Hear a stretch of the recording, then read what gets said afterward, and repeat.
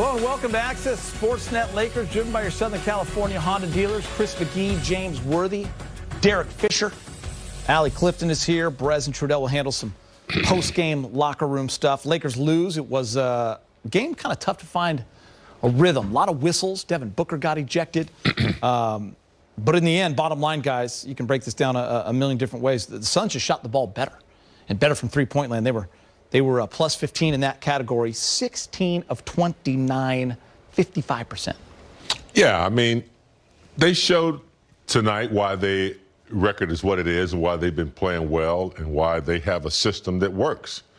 You know, they don't depend on just one player. I know Booker is their star player, but, you know, we fell asleep on Bridges. I think the Lakers got a little distracted with some of the calls that they didn't get, or some of the calls that were made. It kind of slowed down the momentum a little bit, and they just couldn't play through that. But, you know, tip your hat off to Phoenix, man. They played well. The Lakers were a little shorthanded, foul trouble.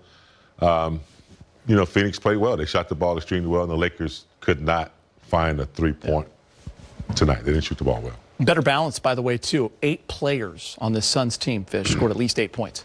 Yeah, it was interesting as this game started tonight. Jay Crowder hits a three to get it going for the Suns.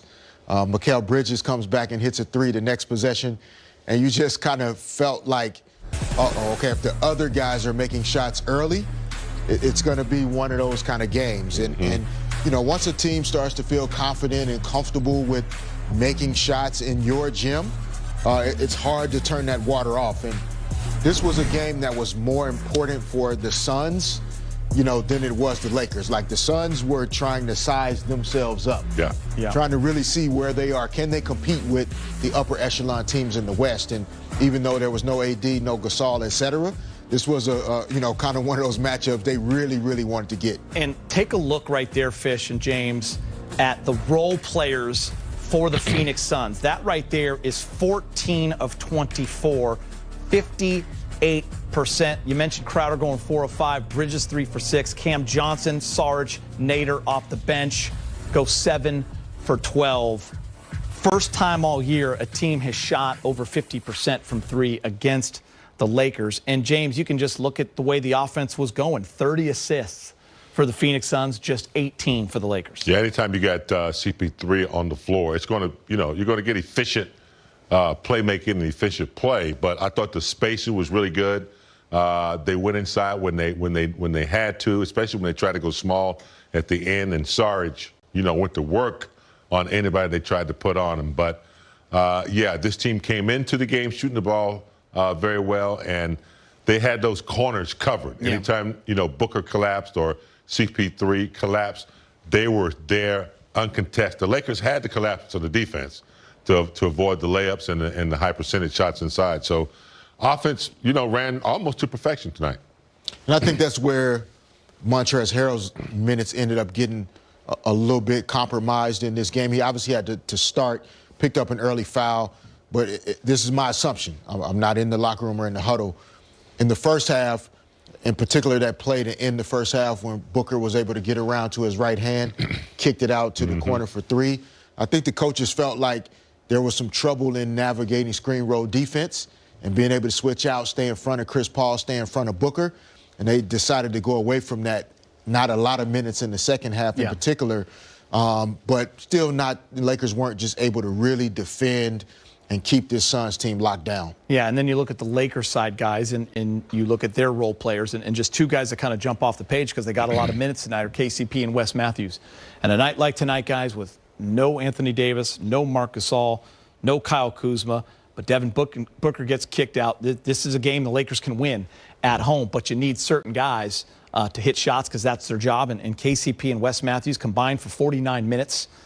They go 0 for 6 from 3, KCP 0 for 5, Wes 0 for 1, and just 1 for 9 from the field for 4 total points. Not enough. Yeah. I mean, you're asking a lot from Pope and Wes Matthews. Without a fully loaded offense, you're kind of asking those guys to now ISO and do things that, you know, they're not accustomed to do. But in the shots that they're getting, I think, you know, they're feeling that pressure I don't think Wesley Matthews has scored in the last 2 or 3 games. So, when you're in that kind of slump and you're not getting uncontested, easy shots within the offense, let's say if AD were in there where he was drawing 2 or 3 players.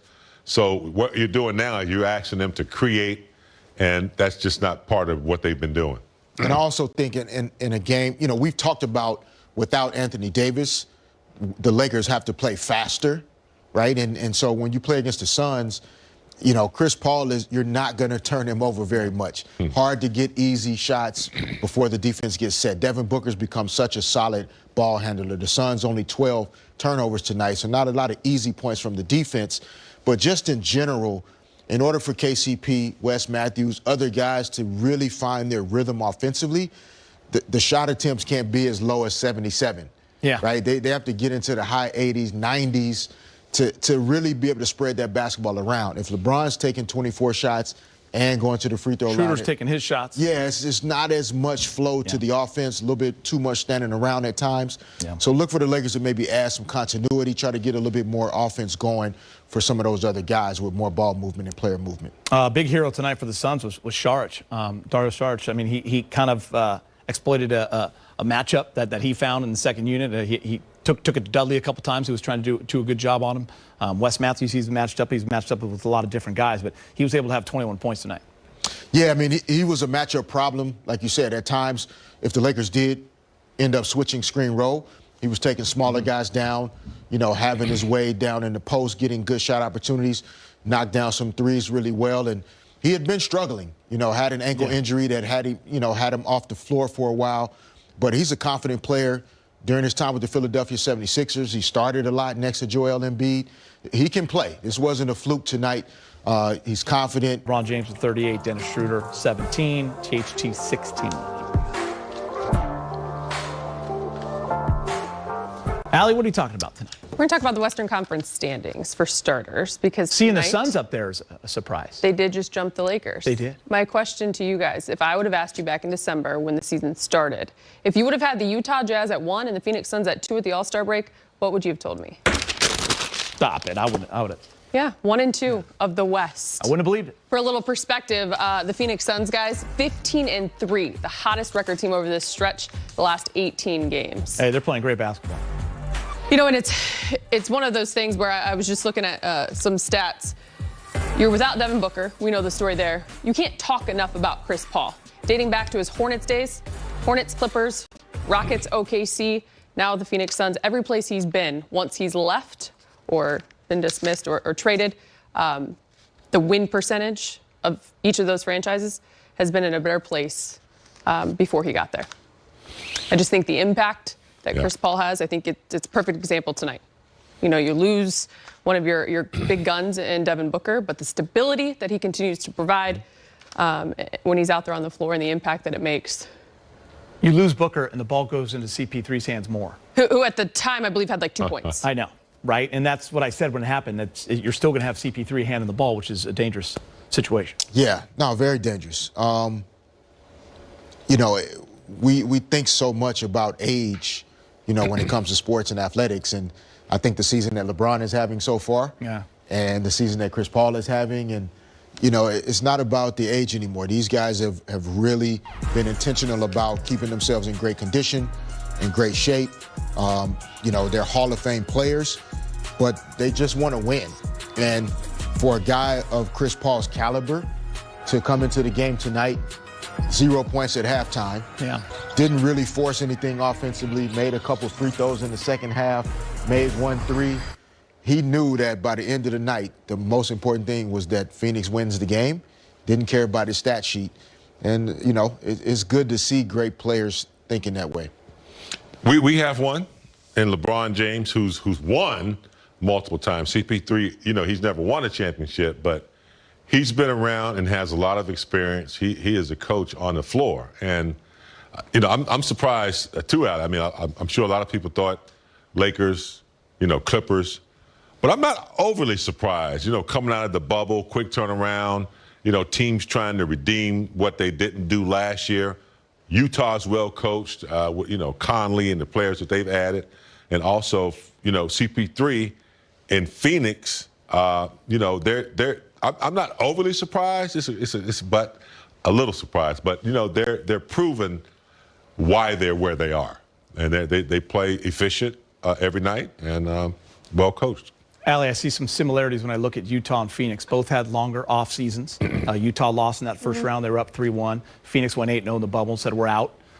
Motivated, hungry teams. They also have this combination of like youth with some good vets, and man, they're shooting the basketball and they share it well. Both teams are shooting lights out. They deserve to be there. And look, I don't want to make this an excuse by any means because the Lakers organization is not that.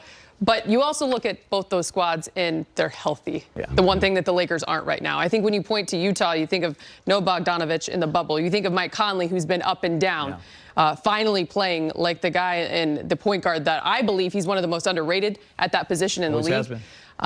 But just the health is on their side. And you look with Phoenix, you add a piece like Chris Paul, an ageless wonder, the mind, the impact, the effect that he's been able to have on Devin Booker. You put those pieces together. That's why the Lakers say you got to be healthy. You want to be healthy. And I think that's what the Nets, Clippers, and Lakers all feel and know because they've had guys that have been there. We need to be healthy when it counts. Tough to get Paul George and Kawhi on the floor at the same time. AD's missed a bunch of games. KD's missing a bunch of games. Those three teams know what they can do once they get there. And it certainly helps that you have James Harden and Kyrie Irving, but you saw what the Nets just did, pushing KD past the All-Star break. Yeah. It was game by game, but why push it? Yeah. All right, good combos. All right, Purple and Gold have a back-to-back. They hit the road to take on